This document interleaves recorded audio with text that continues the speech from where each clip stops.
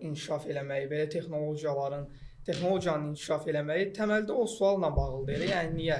Nəyə görə buradayıq və insan o ailə mövzusunda nəyə görə evlənmək istəyirəm, nəslim artsın, düşünür ki, ən azından mən bu sualın cavabını tapa bilməsəm belə, mənim irqimdən olan biri, yəni başqa bir insan, mənim dünyaya gətirəcəyim həmin insan artıq o sualın cavabına ən azından məndən daha çox yaxınlaşa biləcək. Kainatın sirlərini məndən daha çox öyrənə biləcək və bu psixologiyada olanda artıq nəsil artırmağa başlayırsan və getdikcə inkişaf eləyir dünya. Müzakirənin cinsi, irqi, rəngi olmur. Varsa o mübahisədir. Mübahisənin də həlli olmur. Mənfəətləri və tərəfləri olur. Əgər bir həlli varsa da o elə müzakirədir. Dəyirli masaya xoş gəlmisiniz. Mən Əbutalib Cümbəy və ortağım Fərhad Seyfullah. Bugünkü mövzumuz Azərbaycan cəmiyyətidir və xüsusən də Azərbaycan cəmiyyətində Azərbaycan gənci. Və biz də Azərbaycan gəncləri olaraq düşündük ki, bu mövzuya ən yaxşı biz giriş eləyə bilərik. Çünki yaşayırıq yəni bunu. Ümid edirəm bu Dərin Masa klubumuzda ilk podkast və ilk təcrübə gələcək uğurların fundamenti olar.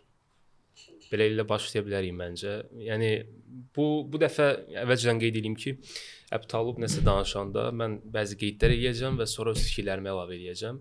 Bölgünü aparmışıq özümüz üçün, amma məncə ümumi anlayışlardan başlaya bilərik. Yəni ümumilikdə cəmiyyətə necə yanaşırıq? Yəni Azərbaycan cəmiyyəti. Ümumiyyətlə gəlin Azərbaycan cəmiyyəti haqqında ümumi fikirlərimizi deyək. Ondan sonra artıq alt başlıqlara, sub başlıqlara keçid edə bilərik. Məncə istəsən sən başla. Azərbaycan cəmiyyətinə yanaşanda, yəni bir gənc kimi baxanda bir neçə aspektdən yanaşa bilərik. Məsələn, bir kütlə var ki, bizim gənclərin içərisində həyatlarını keçirirlər sadəcə. Yəni gələcək məqsədləri tam olaraq olmur və digər insanlara sadəcə irad, tənqid, lağlağa belə yanaşırlar. Digər bir tərəf də var ki, özünü inkişaf elətdirir, daha da yaxşı yerlərə gəlməyə çalışır. Yəni bu iki tərəf arasında ara-sıra münaqişələr də görürük, mübahisələr və ya müzakirələr yaşanır. Məsələn, bir uğurla addım atanda və ya nəyisə görə vaxtını xərcləyəndə digər tərəf deyir ki, bundan pul qazanırsan, yəni necə bir mənfəətin var. Və sən başa sala bilmirsən ki, mənim buradakı mənfəətim pul qazanmaq deyil. Mən bu cəmiyyətdə yaşayıram və nəyisə dəyişmək, nəyisə düzəltmək istəyirəmsə, buna görə səy göstərirəm və ya hər şeyi bir qırağa qoysaq, özümü dəyişmək, özümü inkişaf etdirmək istəyirəm deyə nəyisə səy göstərirəm, vaxtımı ayırıram. Nə deyirlər? Yəni bekarsan. O da boş vaxtım var ki, belə şeylərlə, ictimai məsələlərlə məsələn məşğul olursan və ya fikir bildirirsən, hansı ad altında fikir bildirirsən. Biz bu cəmiyyətdə yaşayırıq. Hər birimiz bu cəmiyyətin bir fərdi isə mən düşünürəm ki, öz fikirlərimizi bildirməliyik ki, gələcəyə istiqamət verə bilək. Bunlar hamısı çox dərin sosioloji mövzulardır. Amma mən istəyirəm çox ümumi başlayaq. Ümumiyyətlə Azərbaycan cəmiyyəti Ferdinand Tönnies'in məşhur Gesellschaft, Gemeinschaft anlayışları ilə dəyərləndirə bilərik. Gesellschaft dediyi müəyyən fayda və rasional addımlarla irəliləyən cəmiyyətə aiddir. Yəni şəhər həyatını fikirləşə bilərsən. Şəhərdə müxtəlif iş yerləri, peşələr var, müxtəlif təbəqədən insanlar var və cəmiyyəti artıq onların ətrafında formalaşır. Yəni oturmuş bir cəmiyyət. Yəni Gemeinschaft isə daha çox belə deyim, emosional münasibətlərdir. Yəni sən məsələn biz dostlarımızla necə münasibət qururuq da? Yəni daha çox mənfəət üçün yox, emosional bir bağ var arada və klassik kənd həyatını fikirləşə bilərsən. Yəni kənddə nə var? Əkinçilik ya da maldarlıqdır. Məsələn, peşələr çox azdır və Gemeinschaft hələ o oturmuş cəmiyyət normasına çatmamış bir formadır. Və mən düşünürəm ki, Azərbaycanda o qədər xaotikdir ki, vəziyyət. Hələ ki bütöv cəmiyyətə biz Gesellschaft deyə bilmərik. Hələ Gemeinschaft mərhələsindədir və burada da müəyyən fərqlər yaranır. Bu fərqlər də cəmiyyət üzvləri arasında paylanılır. Yəni biz ümumilikdə bu cəmiyyəti oturmuş hesab edə bilmərik də. Çünki hər cür adam var, hər cür təbəqədən sosial statusu və düşüncə tərzi olan insanlar. Müxtəlif millətlər də var burada, müxtəlif dinlər, adət-ənənələr. Çox millətli xalq, yəni Azərbaycan. Bu da istər-istəməz sosial fərqlərə gətirib çıxardır. Amma mən istəyirəm ki, gəlin burada ümumi başlıqlarla başlayaq. Azərbaycanda biz müəyyən eləmişik əsas başımıza gələn ortaq dərdlərimiz və məsələn gəlin elə birinci sualla başlayaq. Niyə Azərbaycan kimi cəmiyyətlərdə insanlar münasibətləri bayaq sənin qeyd elədiyin kimi sinif, sosial status üzərindən çox qurur. bölünmələr olub yəni. Əslində bu bölünmələrin olmağı cəmiyyət daxilində normaldır, çünki cəmiyyət fərdlərdən ibarətdir və bizlər hər şeyə eyni yanaşa bilmərik ki, fərqli yanaşırıq, subyektiv fikrimiz olur. Problem orada başlayır ki, bu fikirlər artıq mübahisəyə çevrilir. Bizim Dəyirmi Masa klubunun əsas məqsədi də budur ki, fərqli fikirləri olan insanlar eyni mövzu ətrafında, eyni problem, yəni hamısını əlaqələndirən problemləri həll eləmək üçün səy göstərib müzakirə aparsınlar. Yəni burada artıq mübahisəyə çevrilməsin işlər. Ola bilər biz fərqli düşünə bilərik. Və yer gəlmişkən elədir yəni. Fərqli düşündüyümüz çox mövzu var, hə. Amma bizi birləşdirən həmin o müxtəlif fikirlərə alternativ fikri qoruyub saxlamağımız və yer verməyimizdir. Sualın cavabına gəlsək, səncə niyə belədir? Niyə bir insan görürük və onunla münasibəti məhz bu mühakimələr üzərindən qururuq? Yəni onun düşüncələrinə önəm vermirik, görünüşünə falan. Hətta belə bir deyim də var. İnsanı geyiminə görə qarşılayarlar, danışığına görə yola salırlar falan. Yəni onunla bağlı bir deyim də yaranıb. Səncə niyə belədir? Bilirsən, insanlar öz düşüncələri olur və məncə bizim cəmiyyətdə elə bir psixologiya var ki, məsələn, sənlə bir mövzu haqqında müzakirə eləyiriksə, söhbət eləyiriksə, bu söhbətdən çıxır, artıq qarşı tərəf çox vaxt belə olur. Düşünməyə başlayır ki, bu rəqabətdir. Mən üstün olmalıyam və ya fikrimizdə bir fərqli nöqtə tapıldısa, həmin nöqtənin üzərinə gedib özünün haqlı olduğunu iddia eləməyə çalışır və sübut eləməyə çalışır. Bəs sosial status, yəni məsələn puluna görə, görünüşünə görə falan niyə bu belədir səncə? Yəni birinin vəzifəsi var, birinin çox pulu var, qəşəng geyinir və ya pis geyinir. Buna görə ona fərqli yanaşma yaranır. Yəni özündən üstün görür deyə, yəni yenə ora gəlir. Yəni birinin özündən üstün görür, birinin özündən aşağı görür və buna görə özünü mövqeyləndirməyə çalışır. Yəni çünki öz psixologiyasında özünü tək mövqeyləndirə bilmir. Kimlərsə müqayisə edib elə mövqeyləndirməlidir və olduğu mühitə görə, mühitə qarşısındakı şəxsə görə özünə bir rol qazanır orada. Seçim eləyir ya da. Elədir. Məncə şey demək istəyirsən, yəni qarantiyaya alır. Burada bir təhlükəsizlik yaradır özü üçün ki, yəni bu ən azı bilirəm də. Ümumiyyətlə bunun mən istəyərdim ki, yenə Pierre Bourdieu ilə müzakirəyə, hətta bir dəfə bizim Dəyirmi Masada müzakirəmiz olmuşdu və orada da məşhur fransız sosioloq Pierre Bourdieu-nun habitus anlayışı ilə bunu izah eləmişdim. Sosial kapital anlayışı, daha doğrusu mədəni kapital. Pierre Bourdieu cəmiyyətdə deyir ki, gəlin belə ümumi izah edeyim. Habitus bir insanın doğulandan yəni müəyyən bir yaşa çatana qədər ətraf mühitin, ailənin, nə bilim, məktəbdə müəllimlərin və s. Müəyyən təsirləri ilə öz dünya görüşünün formalaşdırılmasıdır. Yəni ümumilikdə belə demək olar ki, məsələn bir ailədə tutaq ki, rus dilində danışırlarsa, həmin uşaq böyüyəndə daha çox rus dilinə meyilli olacaq, rus dilində sözlər, aksent olacaq. Hə, ya da ki, məsələn, ailədə tutaq ki, incəsənətə maraq varsa, o uşaqda da get-gedə daha çox o olacaq və formalaşacaq. Bu ümumiyyətlə təqliddir bir növ. Yəni sənin özündən asılı deyil. Müəyyən müddət sonra o habitus sənə belə deyim yeridilir və sənin bir parçan olur. Alt şuur, fiziki mənada yox, yəni məcazi mənada isə alt şuura yeridilir və xəbərsiz gəncin dünya görüşü, mədəni səviyyəsi bax bu cür formalaşır. Və bir də var sosial kapital. Bu daha doğrusu habitusu bir dənə bitirək. Orada field anlayışı var, sahə. Məsələn, tutaq ki, sən habitusun bayaq dediyim kimi incəsənətdir, rəsm əsərlərdir. Bunun fieldi, yəni sahəsi də həmin o ailədir. Yəni o ailədə bu formalaşıb. Və bir də mədəni kapital anlayışı var. Mədəni kapital Bourdieu-nun dediyinə görə hakim zümrənin zövqləri yəni obyektiv olaraq müəyyənləşdirməsidir. Yəni öz mühakimələri ilə ümumi qəbul etməsidir. Və bu halda nə olur? Digər zövqləri belə deyim, zövqsüzlük, bayağılıq adlandırır. Belə olanda da biz sorğulamağı dayandırırıq. Yəni məsələn bir mahnıya qulaq asır kimsə, deyir ki, bunun zövqü yoxdur, amma onu öz kultural səviyyəmizlə ölçürük. Və ya adicə hansısa bir ləhcəni daha aşağı ağırlı və ya hansısa bir aksenti daha yuxarı səviyyə kimi görməyə başlayır. Yəni onu bizdən xəbərsiz edən, məsələn, gücdür. Güc ümumi anlayışdır da təbii ki. Yəni konkret burdadır, oradadır deyə bilmirik. Bu cəmiyyətin hər yerindədir.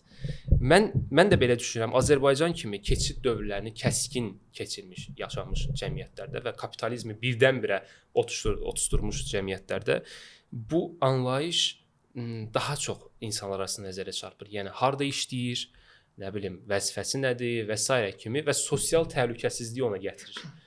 Məsələn, dayda ifadəsi onları əlaqələndirmək olar. O da elə yaranıb. Və buradan da digər anlayışa keçirik. Bunu hansı vasitə ilə eləyir? Məsələn, rüşvət. Tutaq ki, rüşvətin çox dərin sosioloji izahları var. Mən istəyərdim ki, məsələn, sənin bununla bağlı fikirləri öyrənim. Bu da əslində həmin o insanları sosial statusuna görə dəyərləndirmənin bir vasitəsidir. Yəni bu barədə nə fikirləşirsən? Cəmiyyətin ümumi düşüncəsində bizim bir mövzumuz da o idi ki, cəmaət nə deyər? O mövzuda mən rüşvət məsələsinə də giriş etməyi fikirləşirdim. Yəni cəmiyyətin ümumi bir düşüncəsi formalaşır, yəni bir çoxunluğun düşüncəsi də. Bu da əxlaq normalarını təyin eləyir, yəni bir çox normalarını bu təyin eləyir. Və bizdə məsələn rüşvət kimi şeylərdir, bu qaydaların pozuntusudur, ədalətsizlikdir. Bunlar əxlaqsızlıq olaraq görülməlidir. Amma bunlar görülmür.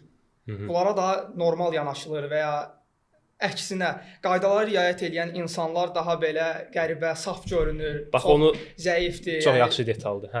Nəsə yəni səhvlər eləyir ki, belə saf insandır, düzgün qaydasında eləmir. Hə, o mədəni psixologiyaya gedir də. Yəni sən fikirləşsən ki, nə qədər olar qanun qayda, yəni biraz da belə daha çox belə soyuq qəbul olunur insan elə olanda. Sən fikirləşməsən də onu sənə deyirlər ki, yəni niyə belə eləyirsən? Heç kim eləmirsən, heç nə eləyəmirsən. Hər şey rəsmi olmasın da, yəni. Qaydalarla riayət edəndə yerində qalmağa davam edəsən.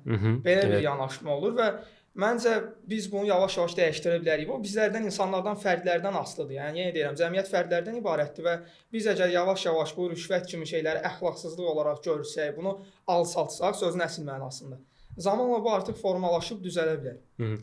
Amma mən düşünürəm ki, bunun həm də yəni qəbul edərsən ki, tarixi kökləri də var. Sovet hakimiyyəti vaxtında çox vaxt məsələn o qədər mərkəzləşmiş bir sistem idi ki, insanlar arasında hətta rəsmi münasibətlər belə tanışlıq pərdəsi arxasında qurulurdu və biz də postsovet ölkəsi olduğumuz üçün bunun hələ də qalıqlarını görə bilirik. Məsələn, Foucault-ya gəlirik buradan. Foucault-nun güc anlayışı o deyir ki, iqtidar, məsələn, bu bütün dövrlərdə aiddir. Yəni tək söhbət Azərbaycandan getmir. İqtidar cəmiyyətlə elə bir əlaqə qurmalıdır ki, cəmiyyət həmin o münasibəti yumşaltmalıdır ki, burada bir emosional əlaqə olsun. Məsələn, bizdəki o indi bunun təbii ki, dilin ideoloji istifadəsinə gəlsək, hətta 1984 əsərini oxuyanlar oradakı Newspeak ya da New Language-dən xəbərdardır. Yəni mən dediyim bununla əlaqəlidir ki, orada yeni dildə məsələn bir komitə yaradılıb köhnə sözləri çıxardırdılar orada və insanların alt şuuruna məcazi mənada bu cür təsir nüfuz edirdilər. Mənim də dediyim dilin ideoloji funksiyasına gəlsək, bilmirəm müşahidə eləmirsən yox, rüşvətin artıq xeyli sinonimi yaranıb. Hörmət, şirinlik. Yəni bir şey ki, əxlaqsızlıqdır, biz buna hörmət deyirik. Yəni sənin hörmətin bu pul müqabilindədir. Məsələn, sənin hörmətin 50 manatlıqdır. Bu qəribə bir şeydir. Bax, dil burada reallığı gizlədir və biraz da xoş şirinləşdirir onu. Yəni şirinlik deyəndə artıq bu qanun pozuntusu, cinayət sayılmır da. Nisbətən biraz qarşılıqlı mehribanlıq jesti kimi qəbul olunur və insan istər-istəməz burada yəni o aktı ələ atanda bunun fikrində tutur. Yəni bu müsbət yanaşma yaradır. Bu dilin çox qüsursuz şəkildə ideoloji vasitə kimi istifadəsidir. Və indi sosial dəyərlər burada tərsinə çevrilir. Məsələn, Durkheim'a gəlsək, Durkheim'ın sosiologiyasında anomiya anlayışı var, ən məşhur nəzəriyyələrindən biridir və terminlərindən biridir. Burada qanunsuz olan davranış artıq emosional və mədəni baxımdan qanuniləşdirilir. Yəni buna bir etik, əxlaqi don geyindirilir və insanlara bu cür yeridilir, yəni bu cür formalaşdırılır. Nəticə olaraq da biz rüşvəti məsələn şirinlik adlandıranda istər-istəməz onun akta çevrilməsi daha real görünür. Və belə olan halda da insanlar rahatlıqla bunu müzakirə edə bilir və cinayət, qanun pozuntusu səviyyəsindən çıxır. Bayaq sənin dediyin məsələdə çox yaxşı bir mədəni psixoloji detal idi ki, burada yəni soyuq görülür də. Yəni nə qədər olar qanuna əməl edən insanlara hətta ad da qoyulub. İndi adı yadımdan çıxdı, nə deyirlər ona. Belə yəni bu mövzu Azərbaycanda həqiqətən o qədər Sovet təsiri bayaq dediyin obyektiv olaraq təsir olması da bir gücün təsiri nəticəsində də ola bilər. Bu bizim millətimizin artıq necə deyim, bir normalı halına gəlib 30 il keçib də, yəni yəqin ki, zamanla dəyişəcək. Sözsüz güc hər yerdədir. Dəyişməlidir onsuz da. Hə, güc hər yerdədir. Yəni güc dediyimiz bir konkret bir obyekt deyil. Artıq o cəmiyyətə maye olaraq nüfuz etmiş versiyasıdır. Sanki hər yerində, cəmiyyətin hər yerində və hər simasında bunu görmək olar. Digər məsələyə gələk. Biz istəyirsən gəl elə konservatizmə girək ya da cəmaət nə deyirdən danışaq. Cəmaət nə deyir? Azərbaycan cəmiyyətinin ən böyük baş bəlalarındandır. İnsanlar bir işi görmədən əvvəl əgər bunu fikirləşirlərsə, o işdə uğurlu olma ehtimalı mənə görə çox azdır. Çünki cəmaət nə deyir? Yəni artıq həm özünü ayırır o cəmaətdən, həmin kütlədən ayrı görməyə başlayır. Bu da elə bir şey yaradır ki, elə bir təəssürat yaradır ki, bütün gözlər sənin üzərindədir. Bir şey eləyəcəksənsə. Amma belə deyil axı, insan özü də həmin gözlərdən biridir və cəmaətin dediyi şey əslində sənin öz dediyin şey də onlara aiddir. Məncə bu ən çox bilsən necə insanlara təsir eləyər daha çox. Ya çox utancaq ola bilər insan, ya ailəvi təsirlər demişdim bayaqları. Onun normalı, məsəl üçün eləyəcəyi iş onun normalından çox fərqlidirsə, belə bir düşüncə yarana bilər onda. Ya da ki, özü də kimsə nəsə eləyəndə həmin insanlara o cəmaət nə deyər, həmin sözləri deyirsə, həmin iradları tutur və ya özündə fikirləşirsə, artıq özü də yenilik eləyəndə düşünür ki, mənə qarşı da bunu eləyəcəklər. Amma burada da güc başlığı var, düzdür? Güc təsiri var. Çünki bax məsələn buradan elə dərhal yadıma düşdü Foucault'un o panoptikonu. Foucault ümumiyyətlə cəmiyyəti izah edəndə onu tənzimləyən mexanizmləri əsas ikisini vurğulayırdı ki, bir həbsxana, bir də xəstəxanadır. Xəstəxanada məsələn dəliliyi, xəstəliyi müəyyən edir və həmin o iqtidar bu yəni ümumi olaraq belədir və onun sərhədlərini çəkir ki, insanlarda konkret bir anlayış formalaşsın ki, hə bu xəstəlikdir, bu dəlilikdir. Məsələn tutaq ki, misal olaraq deyirəm, homoseksuallıq xəstəliyidir. Bunu məsələn burada məsələn bir güc təsiri var ki, o xəstəxanada, o Foucault'un xəyali xəstəxanasında onu xəstəlik kimi müəyyən edirlər və cəmiyyətdə o dəyişikliyi qarşısını almaq üçün məsələn bu cür müəyyən ediblər bunu. Digər tərəfdən panoptikon məsələsinə gəlsək, yəqin ki görmüsən o belə dairəvi həbsxananı, ortasında bir iki dənə nəzarətçi dayanır. Əslində dayanmır. Ortasına belə hər yerə nəzarət edən bir nəfərdir, gözətçidir və dairəvi şəkildə digərlərdə də orada məsələn məhbuslardır. Türmədə olan. Hamısı nəzarət altındadır. Əslində məsələ odur ki, ortada dayanan heç kim yoxdur. Amma orada bir işığı yanır. Digərləri, hər kəs görür ki, sanki var. Və buna görə də yəni hər hansısa bir akt əl atmaq istəyəndə orada daima belə nəzarət qorxusu olur və ondan çəkinir. Yəni bunu hər cəmiyyətin əsas bu cür məsələlərinə tətbiq eləmək olar. Və burdakı panoptikonu indi biz cəmaət nə deyir tətbiq eləyək? Əslində heç kim heç nə demir. Amma yəni cəmaət nə deyir sualı ilə, narahatlığı ilə insan müəyyən əməllər atmağa edə bilmir. Amma bu yanaşmadan baxanda əslində o olmalıdır yəni. Həmin bir şey olmalıdır, o görünməz göz olmalıdır ki orada. Amma müsbət tərəfdə, məsələn, belə dediyimiz rüşvət mövzusunda ola bilər. Ola bilər. Və ya buna bənzər mövzularda ola bilər ki, ədalətsizlikdə ola bilər. Yəni həmin cəmaət nə deyər mövzusu, həmin təsir bu işlərdə ortaya çıxmalıdır. Amma bizdə tam əksidir yəni. Yəni əksidir. Hə. Bu olanda da artıq belə deyim, insanlar qorxu ilə və o nəzarəti hiss eləməklə həmrəyliyi pozulur və sənin dediyin kimi, yəni bir çəkingənlik yaranır orada. Yaxşı Fərhad, səncə xoşbəxtlik nəyə görə toyla, ailə ilə, evlənməklə hesablanır, ölçülür? Əvvəlcə bunun tarixi konstruktiv səbəbləri var. Yəni onu burada müzakirə edək. Yəni demək olar ki, bax bunu hər birimiz görürük. Tarix kitablarında falan bizdə monarxiya sistemi, imperializm orada necə olur? Şahdır, məsələn, varisləridir. Nə qədər çoxalsa o qədər yaxşıdır və şahın çox evliliyi belə deyim, şah üçün çox evliliyi keçərlidir.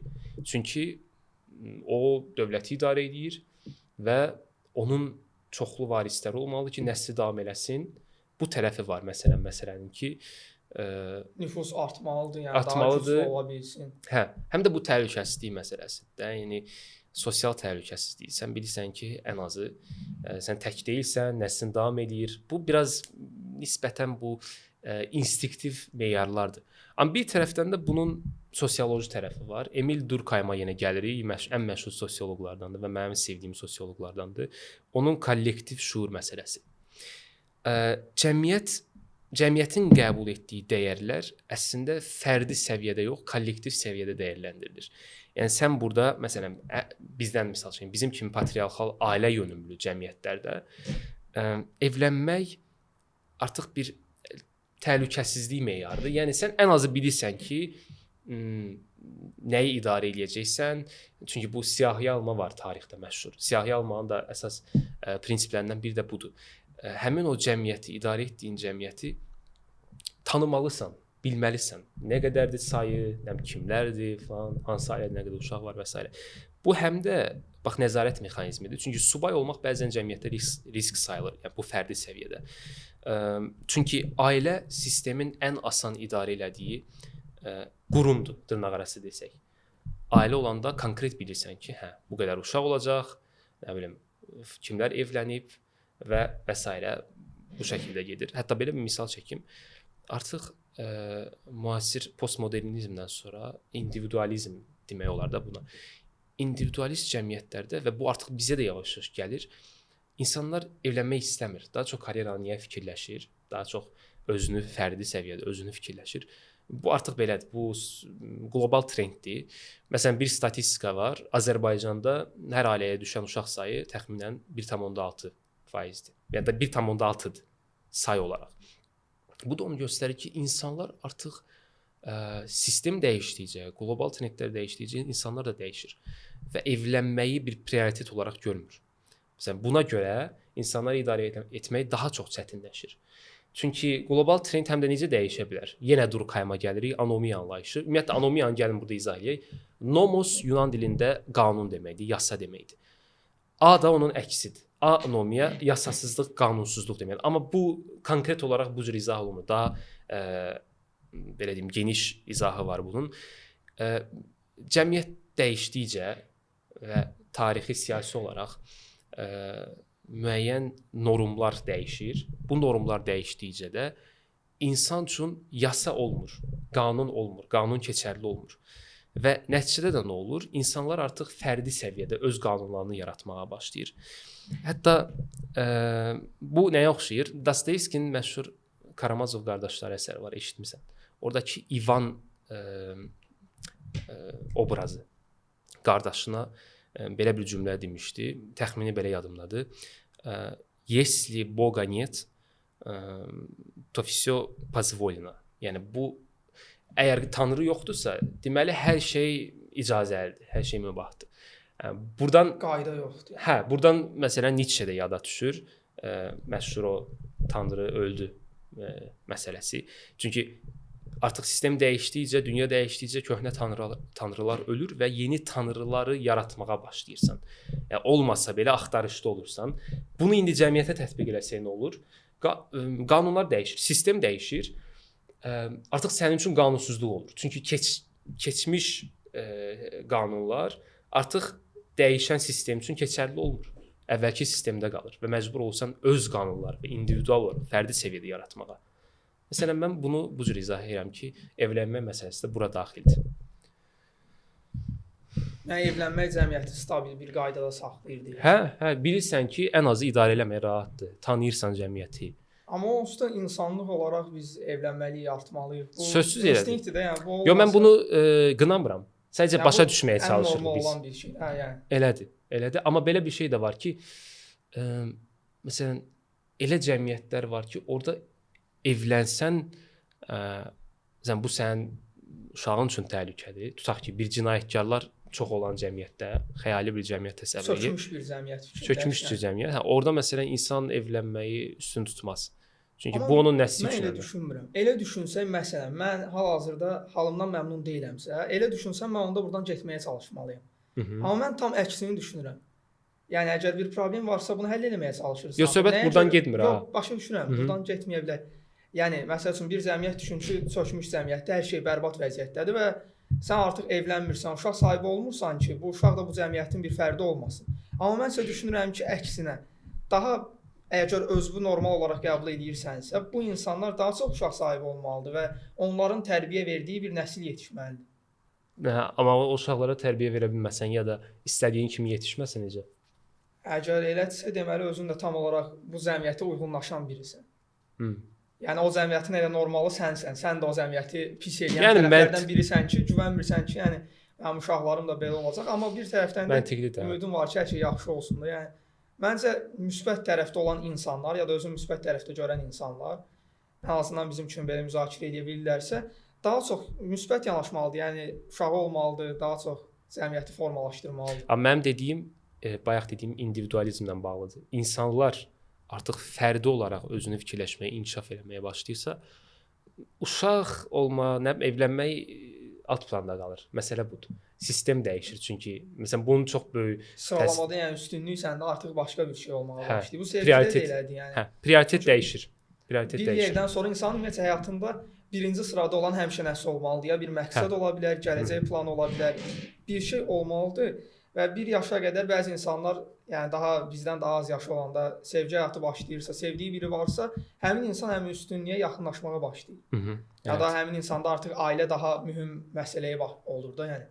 Amma bu yoxdursa artıq sənin öz karyeran başlayır, məqsədlərin formalaşır. Həmin məqsədlər o qədər yuxarıya qalxır ki, digər hər şey, yəni sosial əlaqələr, sevgi, dostlar, hər şey ondan ikinci planda qalır və sən düşünürsən ki, mən haçansa seçim eləyəsi olsam, məqsədlərimi seçərəm. Mhm. Yəni bu səbəblə ola bilər sənin dediyin. Elədir. Amma Azərbaycanda hansı hökm sürür səncə? Hansı daha tərəzinin ağır tərəfindədir? Ümumi ölçüdə desək, əlbəttə ki, ailə sahibi olmaq. Yəni real. Yaxşı, və səncə insanlığın bu qədər inkişaf eləməyi, yəni cəmiyyətin ailə sahibi olmaqdan başladıq ki, diş elədik. Nəyə görədir? Lap əvvəlləri düşünsən, daş dövrünü, lap yəni qədim dövrləri düşünsən, insanlıq nəyə görə bu qədər inkişaf eləyib? Bu instinkt hardan gəlir? Nəslim nəyə görə artsın deyiblər? Və sənə görə nəyə görə olsaydı daha yaxşı olardı? Təbii ki, güc, sosial əlaqələr, həyatda qalma instinkti və bununla birləşir çoxalma instinkti. Yəni biz təkamülçü olaraq yanaşsaq, bir qəbilənin birinci sayı artmalıdır ki, güclü olsun və digər qəbilələrlə mübarizə aparsın, öz nüfuzunu yaya bilsin. Öz sosial əlaqələrimizin mürəkkəbliyini nəzərə alsaq, bu bizim üçün üstünlükdür. Yəni bu cür yanaşma olar. Texnologiyanın inkişafı da güclə bağlıdır, bir güc qazanmaq, hərbi. Yəni hə, bir tərəfdə o var. Bütün hər yerdə onsuz da hərbi bir mənafe var ki, bu qədər texnoloji alətlər inkişaf edib. Atomu yaranması da özü bunun üçün də, amma indi atomu müəyyən müsbət məqsədlər üçün də istifadə edə bilirik. Yəni çox yerdə. Amma ilkin məqsədi təbii ki, silah kimi idi. Mən çox düşünürəm ki, yəni insan şuurlu bir varlıqdır və şuur əlbəttə ki, bir yerdən sonra özünə doğru çevrilməyə başlayır. Yəni artıq özünə istiqamətlənir. Və ilk insanlar da məncə şuurlu olduğunu, yəni öz şuurunu qavramağa başladığı andan böyük ehtimalla niyə sualını verirlər. Yəni indi bu yerə gəlib çıxıb da nəyə görə biz burada nə edirik? Nəyə görə yaşayırıq? Və bu sualın cavabında artıq bir yerdən sonra tapa bilməyəcəyini başa düşür. Və artıq tapa bilməsə belə bu sualın cavabına yaxınlaşmaq üçün nəsil artmalıdır, müəyyən bir məna yükləməlidir özü üçün. Texnologiya irəliləməlidir, yəni artıq vaxt qazanmalıdır. Biz indi yəni həyatda qalma mübarizəsi vermirik ki, yəni fiziki mənada da. Əksəriyyətimiz gedib ovlanmırıq və ya yeməyi rahat götürürük, alırıq, yeyirik, qidalanırıq, işləyirik. Yəni daha çox vaxtımız qalır əslində düşünməyə. Düşünməyə daha çox vaxtımız qalır və o sən dediyindən hara gələ bilərik? Patriarxal sistem yavaş-yavaş dağılmağa başlayır ki, çünki insan burada ovlanmağa getmirik, ocaq qorumuruq deyəndə artıq yavaş-yavaş rollar müəyyən olunur. Cinsiyyət rolları, gender rolları. Və buradan da gender rollarına gələ bilərik. Azərbaycanda daha çox problem kimi gördüyümüz gender rolları. Çünki bu yəni patriarxal struktur və gender stereotipləri ilə bağlıdır. Yəni kiçik yaşdan məsələn oğlanlara güclü ol, nə bilim, kişisən, o belə nə bilim nə deyiləndə əsas oradakı o belə deyim, o ideoloji mənanı biz Formalaşdırılır yəni. formalaşdırılır. Hə, gələcəkdə də bu cür. Ya da qıza da ayıbdır, nə bilim, qız danışmaz, qız belə eləməz deyəndə. Bu yəni cinsiyyət rolları daha çox sosial adaptasiya nəticəsində daha da təkmilləşdirilir. Mən məsələn yenə deyirəm, Azərbaycanda bu haqqda danışacağıq. Sənin də başına gəlib məncə. Yəni görünüş fərqli olanda biraz insanların fikirləri ya da baxışları fərqli olur. Yəni buradan Judith Butler adında məşhur sosioloq deyək, yəni onun nəzəriyyəsinə gələ bilərik. Performativlik nəzəriyyəsidir. Bu gender rollarının sosial olaraq, yəni ailə mühitində, sonradan ətraf mühit, dost və yaşadığın ölkənin reallıqlarında formalaşdığını qeyd edir. Yəni deyir ki, gender rolları əslində bioloji ola bilməz. Çünki genderin özü bioloji anlayış deyil. Bu sonradan formalaşdırılır. Məsələn, belə bir misal çəkim. Kimsə deyir ki, görünüşüm belə ola bilməz. Tutaq ki, sırğa taxmağı deyək. Sırğa taxmaq əvvəl kişilərin ulluq göstəricisi idi. Yəqin ki, bilirsən bunu tarixdən Osmanlı sultanlarından və s. Kimsə desə ki, sırğa taxma, nə bilim nə, qadınlıq kimi qəbul olunsa və bir özünə mən kişiyəm deyən bir nəfər özünə bunu yaraşdırmasa və bunu kişilik əlamətindən kənarlaşdırsa, burada müəyyən ideoloji, sosial məsələləri, pərdənin arxasındakı bu digər aspektləri müzakirə etməliyik. Çünki mən məsələn elə bir nəfərə mənə demişdi müzakirəni. Mən demişdim ki, sən İsveçrədə doğulsaydın belə fikirləşməyəcəydin. Çünki İsveçrə cəmiyyəti tam fərqlidir. Bizə görə mentalitet olaraq da fərqlidir. Orada gender rolların, yəni etiraf eləyək ki, daha belə bərabərdir və sosial bərabərlik hökm sürür də, yəni bizə baxanda. Yəni cəmiyyət patriarxal deyil. Hələ də kişi-qadın müzakirələri yoxdur orada bizdəki kimi. Və deyirəm ki, burada sən daha yumşaq olacaqsan. Artıq yumşaq nə deməkdirsə burada, yəni daha belə kobud, indi kimi kobud olmayacaqdan da. Sən orada məsələn deməyəcəydin ki, mən kişiyəm, nə. Deməli, bu səndən asılı olan, tamamilə səndən asılı olan bir məsələ deyil. Məsələn, Judith Butler da bunu performativlik nəzəriyyəsindən çox gözəl izah edir. Performans sözündəndir də bu performativlik. Yəni qırağa necə göstərirsənsə, əslində gender stereotipləri ilə sənə yeridilən məsələlər hamısı mənasızdır. Çünki sənin özün konkret olaraq bunu indi Freydə girə bilərik. Çox uzun olacaq, amma orada məsələn feminin, maskulin anlayışları var. Kişi qadın olaraq dəyərləndirmir. Feminin və maskulindir və bu iki feminin, maskulin xüsusiyyətləri bütün iki cinsin ikisində də var.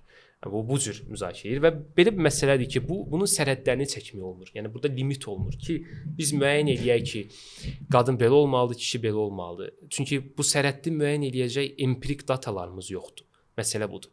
Və bu Azərbaycanda çox böyük problemlərdən biridir. Bu ayrı mövzudur. Gender mövzusuna gəldikdə isə, yəni saç, saqqal, indi sən sırğa ilə yanaşdın, biraz da fərqli yanaşa bilərik, daha da anlaşıla biləcək formada, yəni əks tərəfdən. Məsələn, saçın uzun olanda, saqqalın uzun olanda, geyim tərzivə görə də sənə bir yanaşma ola bilir. Məsələn, mən kombat şalvarlar geyinirəm, çox cibli pencəklər falan geyinirəm. Bu daha çox hərbi şeylərə bənzədilir və ya pullu əsgərlərə bənzədilir. Saqqal mövzusu dediyin kimi, yəni indi bizim cəmiyyətdə saqqal getdikcə daha da çoxalmağa başlayır. Amma bir dövr ki var, Sovetin dövründə insanlar saqqalsız idilər. Yəni üzləri təraşlı olurdu. Və mən düşünürəm ki, bu elə Rusiyanın Azərbaycanı işğal elədiyi vaxtlardan başlayan bir şeydir. Məncə əvvəllər də bizim insanlarımızda yəni saqqal olurdu. Amma indi belə yanaşırlar ki, sənin saqqalın varsa, hansısa cərayana qatılmısan ya nəyə görə saqqal saxlayırsan, səbəbi nədir? Yenə də bir şey toxunmaq istəyirəm ki, bu qədər bütün bu şeylərin olmağına baxmayaraq, insanın özünə görə də fərdi yanaşma var. Yəni cəmiyyətdə sırf birbaşa yoxdur da, yəni biri məsələn saçını uzadır, saqqalını uzadırsa, bu belədir. Bu yanaşma tam olaraq %100 deyil. Var, təbii ki var. Yəni insanın öz davranışlarına, etdiyi yerlərə status mövzusudur. Yəni cəmiyyətdə tutduğun roldur. Bunlar çox təsir edir və mən hiss edirəm ki, bu həmin sadaladığım şeylər, yəni cəmiyyətdəki rolun, davranışların, yəni etdiyin işlər sənin tərzivə olan yanaşmada dəyişiklik yaradır. Və bu tərzlə də, məsələn, tərzdə də gender stereotiplərlə yanaşma var. Daha çox düzdür. Məsələn, saqqalı dedin və s. Yəni görünüşə baxırsansa daha çox belə yumşaq Yəni qadın və ya kimi daha sərt, məsələn, daha sərt. terrorist kimi niyə geyinirsən? Hə. Yəni eyni Metroya şey. mən hər düşəndə mənə şəxsiyyətimi istəyirlər ki, yoxlasınlar. Hətta o dərəcə. Rahat bu günə qədər 20-30 dəfə yoxlayıblar yəni. Heç Hətta saçımı qısaltmışam indi, saqqalım da əvvəlkinə nisbətən daha azdır, yenə belə məni saxlayırlar. Bu təəccüb oldu. Bunu birinci dəfə eşidirəm. Çox saxlayırlar yəni. Mənə də maraqlı gəlir ki, nəyə görədir? Əvvəl deyirdim, ola bilərdi, yəni saç uzun, saqqal da uzun, tərz də ona bənzəyə bilər. İndi eyni yerdə oxuyuruq, qalın, böyük bir çanta, qara rəngdə biraz diqqət cəlb edə bilər. Amma fikir verdim ki, bu olmasa belə klassik geyimdəyəm, yenə də saxlayırlar. Deməli onluq deyil. İndi isə kütləvi səssizlik və qorxu və laqeydlik mövzusuna giriş eləyək. Yəni nəyə görə bir hadisə baş verəndə insanlar buna laqeyd yanaşırlar ki, bayaqları şəhərləşmədən danışdıq. Onun da buna böyük təsiri var. Yəni bir şey baş verəndə insanlar buna çox isti yanaşmırlar yəni. Reaksiyalarını bildirmirlər, uzaq qaçırlar. Yəni hər kəs öz işində olur, öz işinə davam edir və qarışmırlar. Düşünürlər ki, hər şey yaxşıdır, yəni niyə qarışım başıma dərd açır. Və hətta o qarışmama nədən gəlir? O nəzarət cəmiyyətinin nəticəsi demək olar da. Çünki o əslində nəzarət qorxusuna gəlmir, daxili senzuradan yaranır. Yəni sən artıq o qədər güvənsizlik mühiti var ki, sən artıq nəsə deyəndə fikirləşsən, yox, özünü senzur olur avtomatik. O işıq məsələsi və ya həbsxanada deyil, özünə qorxular yaradırsan ki. Bəli. Amma mən düşünürəm ki, bax gəl belə eləyək. Bunu bir misalla başlayım, sonra davam elətdirərik. Aha. Hərdən bir mən də metroya minirəm təbii ki. Məsələn, metroda görürəm ki, bir yeniyetmədir, 3-4 nəfər, idmançılardır. Yüksək səslə danışırlar, zarafatlaşırlar, nə bilim, çox belə yüksək səslə gülürlər, neyirlər. Görürəm ki, ətrafdakı insanlar həqiqətən narahat olur. Və biraz keçəndən sonra artıq gördüm ki, qatar tərpənən kimi bunlar məsələn bir qadına dəydi, nə bilim, yanındakına toxundu falan. 2 dəfə xəbərdarlıq elədi ki, bəs özünüzü yığışdırın, normal aparın özünüzü falan. Yenə də davam elədilər. Və mən artıq gördüm bunu uzaqdan, vaqonun o biri tərəfindən. Narahat oldum. Getdim, dedim ki, mən yəni qarışmalıyam bu məsələyə. Həqiqətən deyirəm, tək idim, bir nəfər. Çox ciddi şəkildə yaxınlaşdım. Çox aşağı səs tonu ilə danışdım. Oradakı real emosiyalar idi. Və gördüm ki, dərhal özlərini yığışdırdılar. 4-5 nəfər və idmançılar idi hər biri. Bu nəyin göstəricisidir? O deməkdir ki, yəni təbii ki, orada indi metro ilə bunu müqayisə etməyəm, misal olaraq dedim. İnsanlar həqiqətən sən dediyin kimi başına iş açmaq istəmir. Yəni belə məsələn sən bayaq dedin ki, oturdun. Yenə deyirəm, məsələn, tutaq ki, onu eləyirlərsə, bu ətrafdakıları narahat edirsə, artıq problem burada başlayır. Amma daha böyük problem odur. Ətrafdakılar çəkinir müdaxilə eləməyə, nəsə deməyə və doğrudan belədir. Nəsə bir problem çıxır. Mənə aid deyil o problem. Amma mən gedib kömək edirəm, həll eləməyə çalışıram. Mənə qəribə baxırlar ki, bu kimdir yəni? Buranın işçisidir. Yəni aşağıda başqa bir məna axtarılır burada. Artıq düşünülür ki, bu adam kömək eləmək istəyir, başqa şeylər fikirləşir. Çünki artıq bu da nəyin göstəricisidir? Heç kim cəmiyyəti fikirləşmir, daha çox öz problemləri və burada təbii ki, başqa sosial-iqtisadi məsələlər var. Siyasi-iqtisadi məsələlər də demək olar. Çünki insanlar yəni insanlarda rifah aşağı səviyyədə olanda artıq narahatlıq başlayır və daha çox özünü ətrafındakıları fikirləşir. Ətrafında dediyim yaxınlarından söhbət edir. Yenidən o əvvəlki həyatda qalma mübarizəsi dövrünə qayıtmış olur, amma bu səfər daha fərqli növdə, yəni psixoloji olaraq, yəni deyək ki, nə etmək lazımdır? İndi da ki, orada oldu, mən çıxıb gedəcəm onsuz da. O qədər məsələn iqtisadi məsələlərdə problemlər yaranır ki, yəni insanların öz maliyyə belə deyim potensialı və öz iqtisadi problemləri buna yol açır və nəticədə də sosial məsuliyyət duyumu azalır. Belə olanda artıq nəzarət zəifləyir. Söhbət yəni təbii ki, cəmiyyətin öz içinə öz nəzarətindən gedir. Və ümumi irad bildirəndə də sənin bayaq da yanaşdığın kimi yenə pis yanaşırlar, qəribə yanaşırlar ki, yəni sənə nədir yəni? Eynən. Yəni və belə olanda da məsələn belə olduğu halda artıq insanlar öz başınalıq artır, cinayət hadisələri falan belə olduğu halda yaranır. Bir cəmiyyətin birlik olduğu mövzular həmin cəmiyyətin gələcəyinin göstəricisidir. Yaxşı, bəs bizim cəmiyyətimiz hansı mövzuların zirzəmisinə məhkumdur? Yəni hansı mövzularda birlikdəyik, hansı mövzularda bir-birimizdən ayrılırıq? Aslında yenə bayaqki danışdıqlarımıza bənzər yerlərə gəlib çıxacağıq. Məsələn, bir cinayət olur, unudulur və ya misal bir söyüş üstündə idmançılarda arasında olmuşdu. Yəni az yaşlı uşaq idi və Sağlanma hadisəsi. sağlanma hadisəsi baş vermişdi. Heç yəni biz o əslində orada da kütləvi səssizlik yaşanmışdı. Yəni insanlar nəyin nə olduğunu başa düşənə qədər artıq iş işdən keçmişdi. Eynən. Bax orada da bir sosial məsuliyyət aşağı idi insanlarda ki, müdaxilə olunsun. Biz yəni nələrdə birlik oluruq səncə? Hansı mövzularda? Bu dediyimiz kimisə irad göstərməkdə, o cəmaət nə deyəndə, nəsə deyəndə birlik oluruq daha çox. Yəni müsbət şeylərdə əslində birlik olmaq Mən lazımdır. düşünürəm ki, biz ancaq ən zəruri məsələlərdən birlik oluruq. Məsələn, müharibə. Hə. Müharibə vaxtı yadındadır, necə birlik var idi. Möhtəşəm Aha. idi, yəni atmosfer. Küçələrdə falan qələbə sevinci, insanlar bir-birini tanımırdı, amma bir-birindən qeyd eləyirdi onu. Müharibə vaxtı çox böyük birliklə vardı və bunu ilk dəfə mən gördüm şəxsən. Bizim nəsil ilk dəfə gördü. Və sonra nə oldu? Yenidən əvvəlki kimi hər kəs Hər kəs öz yerində. Bu kollektiv düşüncənin zəif olmasına da əlaqəli ola bilər. Bax məsələn, cinayətdən danışın. Cinayət hadisələri bir-birlərini əvəz edir.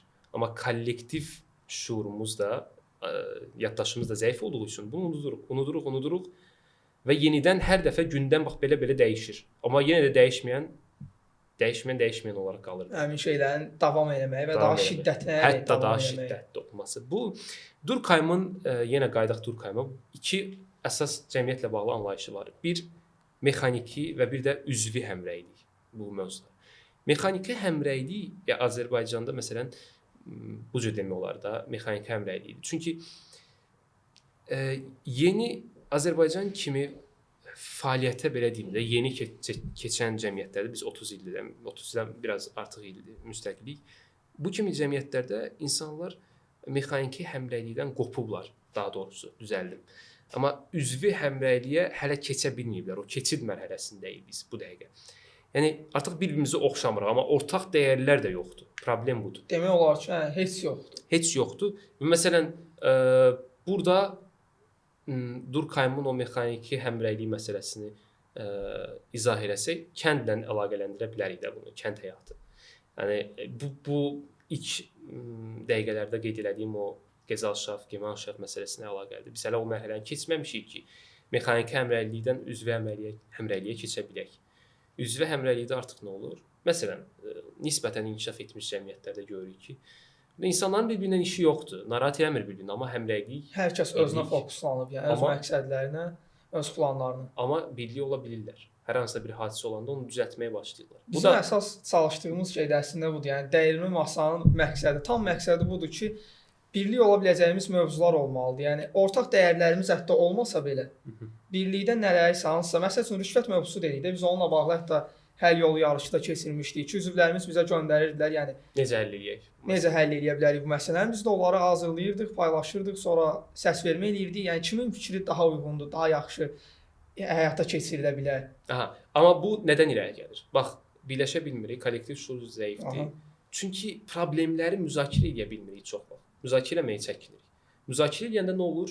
Potensial həll yolu ortaya çıxır və bu həll yolu ilə artıq bu məsələni problemi həll etmə mərhələsi başlayır. Biz hələ o mərhələyə çata bilmirik. Ona görə deyirəm ki, məsələn, daha fərqli, yəni bizdən daha üstün cəmiyyətlərdə cəmiyyət olaraq söhbət inkişaf mərhələsindən gedir. Burada insanlar müzakirə edə bilir, problem ortaya çıxır və həll mərhələsi gəlir. Bizdə elə olmur. Çünki bizdə hadisələr bir-birini əvəz edir. Məsələn, medianın da burada dırnaqarası rolu var. Mediada victim blaming dediyimiz qurbanı günahlandırma əsasən olur. Elə başlıqlar seçir ki, məsələn, burada insan istər-istəməz mühakimə edir. Yəni qurbanı mühakimə edir də, o cinayətkarı yox. Belə olanda nə olur? Yavaş-yavaş cəlb edici olsun, daha çox basılsın, daha çox adam bilsin deyə belə şeylər. O da çox böyük problemdir. Keçid eləyək milli dəyərlər mövzusuna, Azərbaycan mentalitetinə və necə olmalıdırsan. Sənə görə Fərhad, yəni bu mövzuya yanaşman nədir? Bu mövzuda o qədər içimdə oldu ki, yəni çünki həyatımızın ümumiyyətlə gənclər hər mərhələsində bununla qarşılaşırıq və çox təəssüf ki, əksər hallarda neqativ mənada qarşılaşırıq.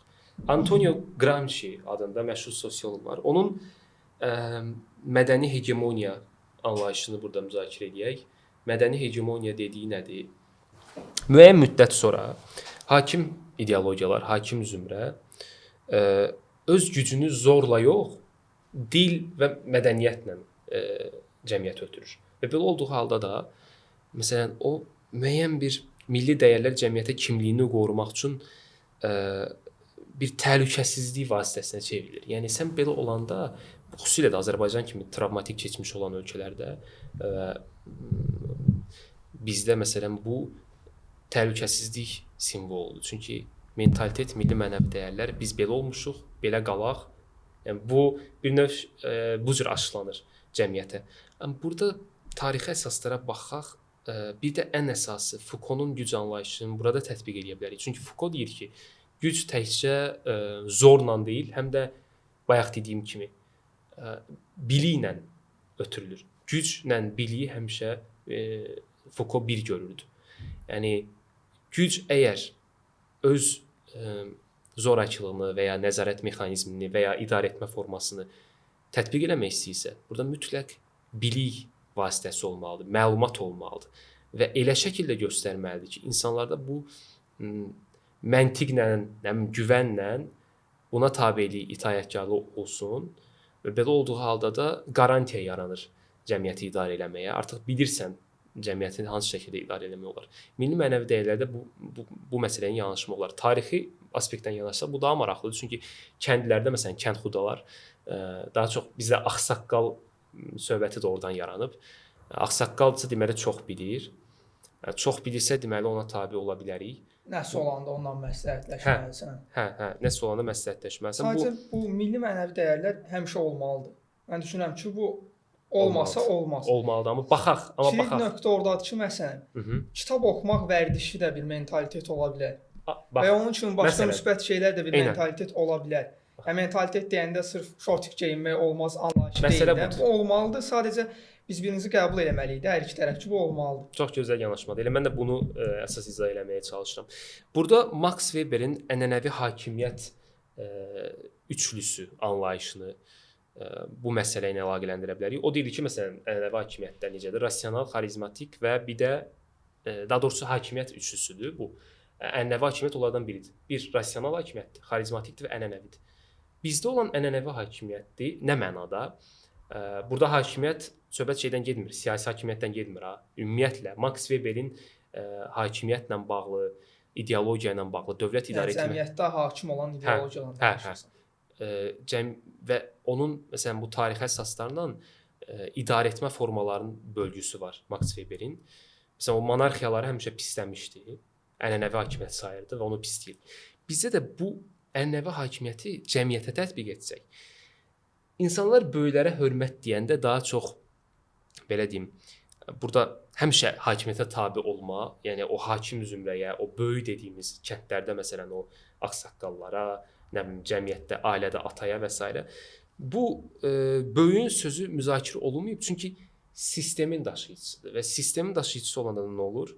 Bu mexanizm artıq itaət mədəniyyətinə çevrilir və nəticədə də tənqidi düşüncə yerinə cəmiyyətdə böyüklərə hörmət məsələsi. İnkişafı ləngidən əsas məsələlərdən biridir. Yəni bunu böyüyə hörməti məsələmdə insanın müəllimi olur da həyatda. Və hansısa sahədə müəllimin olur. Bu sırf məktəb, universitet müəllimi yox. Və sən bir yerdən sonra artıq ona itaət eləməli deyilsən. Yəni sən ona tabe olmalı deyilsən. Qarşılıqlı bir alış-veriş olmalıdır. Müəllim də görməlidir ki, səndə nə vardır. Yəni sənə dəstək olmalıdır, irəlilətməlidir. Səndəki işığı görür və səni özündən daha yaxşı yerə gətirməyə çalışır. Elə olanda da sual verdikdə məsələn bu bəzən ədəbsizlik sayılır. Müəllimə sual verəndə ya müəllimin dediyi şeyi sorğulayanda bu sorğulama da ona görə olmur ki, ya müəllimin səhvdir, bunu ortaya çıxarmağa çalışmırsan. Məsələni daha yaxşı başa düşmək üçün sorğulayırsan, sual verirsən ki, anlaya biləsən, yəni müəllimin nəzərindən. Bəlkə də lap səhvdir. Bəlkə də səhvini görmüsən, o da ola bilər. O da məsələn məktəblərdə, universitetlərdə indi yəqin ki, aramızda universitet tələbələri var. Çox açıq şəkildə görürük ki, tutaq ki, yaşı biraz 50-dən yuxarıdırsa, 60-dan yuxarıdırsa, bu müəllimlərə sual verəndə ya da tənqidi yanaşanda onun danışdığı şeylərə aqressiya yaranır və sən gəlib mənim yerimdə olarsan, ondan sonra başlayır öz mövqeyini, öz statusunu qorumağa. Bu da təbii ki, həmin məsələ ilə əlaqəlidir ki, mən də müşahidə eləmişəm, amma şansım gətirib ki, öz müəllimlərim yaxşıdırlar yəni. Həqiqətən o baxımdan o qədər mənim bəxtim gətirməyib o dərəcədə. Və bir şey də deyə bilərik burada inkişaf məsələsini, yəni inkişafda yer dəyişmə qanunu. Çünki bayaq danışdıq, ağsaqqal yəni bir yerdə var və gücə tabe olur da insanlar. Hə. Amma Hə. yerdəyişmə olmalıdır, axı ötürücü olmalıdır. Yəni bir yerə qədər çünki bir sahədə inkişaf eləməyi üçün həmin sahənin insanlar bilməlidir ki, mən elədiyim addımların bəhrəsini görəcəm. Mhm. Elədir. Yəni inkişaf eləyəcəm, daha yaxşı yerə gələcəm, davamlı olaraq yüksələcəm də. 5 il əvvəlki mənlə 5 il sonrakı mən arasında fərq olacaq. Amma bir yerdə ki, insanlar artıq bunu dayandıranda, yəni yerindən durmayanda, həmin vəzifəni tutduğu işi görməyə davam eləyəndə, məsələn, bir sahənin ustadıdır. Sıralama necə gedir? Piramida kimi baxsaq da, bir işə maraq göstərən, sonra o işi öyrənməyə başlayan, sonra öyrənən və tətbiq edən, sonra da artıq bu işi öyrədən, ondan sonrakı mərhələdə də ustad səviyyəsi artıq həmin sahəni istiqamətləndirən. Aha. Və ən üstdəki adam da, məsələn, həmin sahəni istiqamətləndirən, həmin işin ustadı buradakı hegemoniyasını qorumağa davam eləyirsə və gənclərə dəstək olmur, əksinə təzyiq göstərirsə, qarşılarını kəsməyə çalışırsa, bu sahə artıq inkişafdan dayanmağa başlayacaq. Çünki gənc irəliyə bilmir axı. Gəlib həmin səviyyəyə çata bilmir. Onun həmin səviyyəyə çata bilməsi üçün həmin ustadın dəstəyi lazımdır. Onu özündən daha yuxarıya qaldırmalıdır. İrəliləmək üçün də fərdi düşüncəyə hörmət olmalıdır. Fərdiləşməyə doğru cəmiyyət getməlidir. Amma bizdə o böyüklərə hörmət olanda iyerarxik olaraq getdiyi üçün nəticədə nə olur? Nəticədə də olur ki, insanlar artıq buna emosional bir məna yükləyir və Azərbaycanlı olmaq duyğusu burada ön plana çıxır. Hörmətsizlik olaraq görürsən, yəni eyni sahədəyi bu adam mənə öyrədib və indi mənə bir təklif gəlir ki, tutalım ki də, mənlə onun yeri dəyişəcək və ya mən ondan daha yuxarı bir yerə gələcəm. Burada artıq insan düşünməyə başlayır ki, sanki bir səhv iş görürəm ya da hörmətsizlik eləyəcəm. Mən ona gəldim, rəqib oldum da, amma o mənə bura kömək eləmişdi, dəstək olmuşdu. Amma əslində belə deyil də, onun onsuz da sənə dəstək olma məqsədi odur ki, yəni sən ondan daha yaxşı yerə gəlib çıxa biləsən. Ustadlığı keçəsən ki, həmin sahə inkişaf eləsin.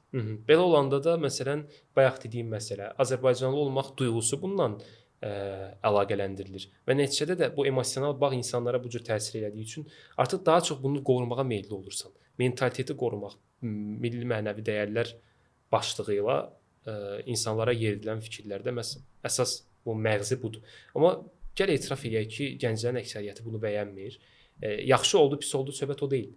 Fakt budur ki, bu artıq bəyənilmir. Çünki insanlar, gənclər alternativləri görür. Sosial media var, başqa cəmiyyətlər, başqa ölkələr, nə bilim, başqa insanlar, fərqli tərzlər.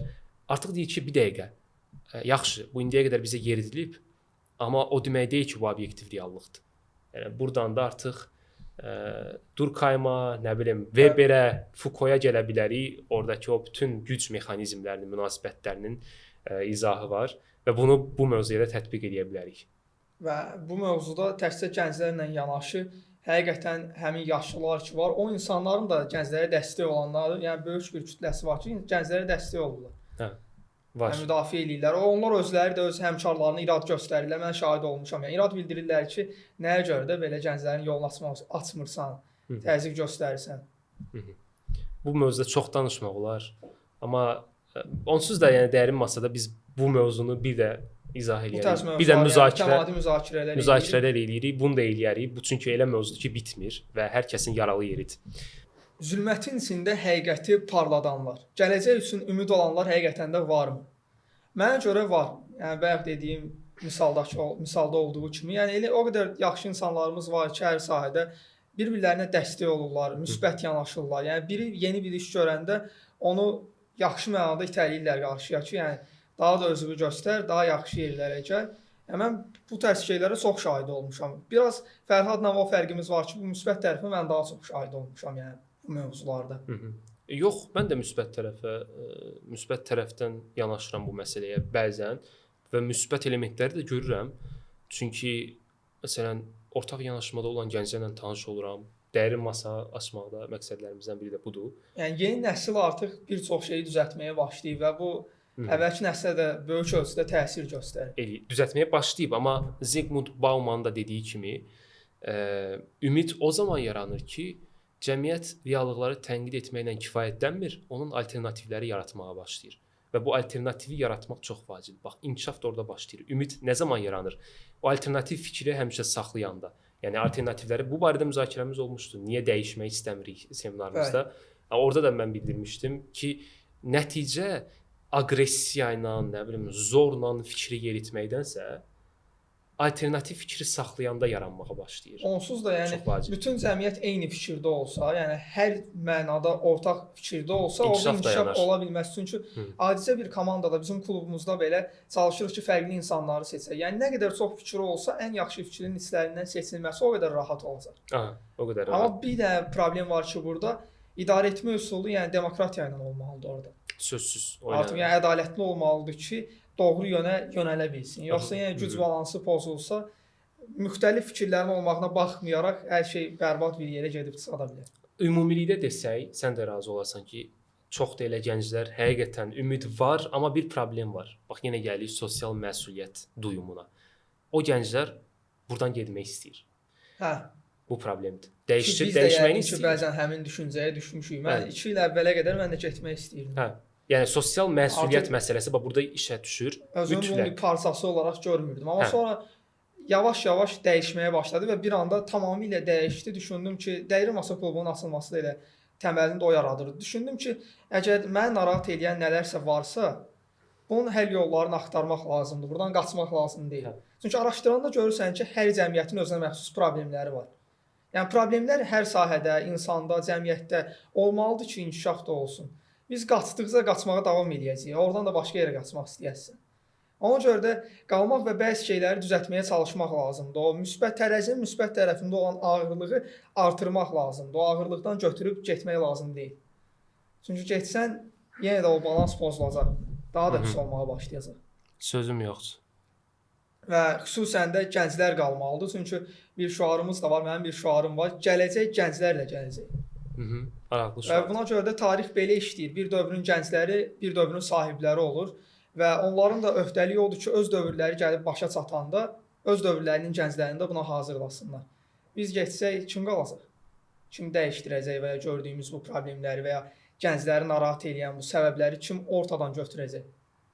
Bax məsələ də odur. Bu sistematik hal alıb.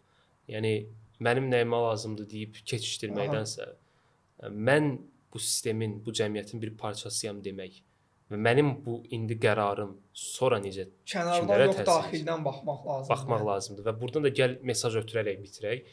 Mən istəyərdim ki, bizdə gənclər yalnız özünü fikirləşməsin. Həqiqətən bu cəmiyyətə də fikirləşsin. Ümumi rəfahını düşünmək lazımdır. Ona görə addımlar atanda, ona görə nələrsə eləyəndə həqiqətən də o cəmaət nə deyər kimi və ya onun kimi bütün şeylər bloklanır. Çünki sən artıq bütün bu problemləri həll etmək üçün nəsə səy göstərməyə çalışırsan. O qarışqa su məsələsinə oxşuyur. Evet, hə. Yəni yanğında. Bu dəyişiklik də harda başlayır? Bu dəqiqə podkastı izləyən gənclər, ümumiyyətlə Azərbaycanlılar həqiqətən də bu danışdığımız məsələlərdən onlar da narahatdırsa və onlar da nəsə bir dəyişiklik istəyirsə elə dəyişiklik klubumuza dəvət edirik ki, müzakirələrə buradan başlaya bilərik. Çünki dəyişiklik elə özümüzdən başlayır. Fərdi olaraq bunu başlamalıyıq, bu tərbiyəni özümüzdə formalaşdırmalıyıq ki, yəni cəmiyyətdə olan bu problemləri də həll edə bilər. Amma unutmayaq ki, mənə lazım deyil, mənə dəxli yoxdur demək çox xətalı bir cümlədir. Çünki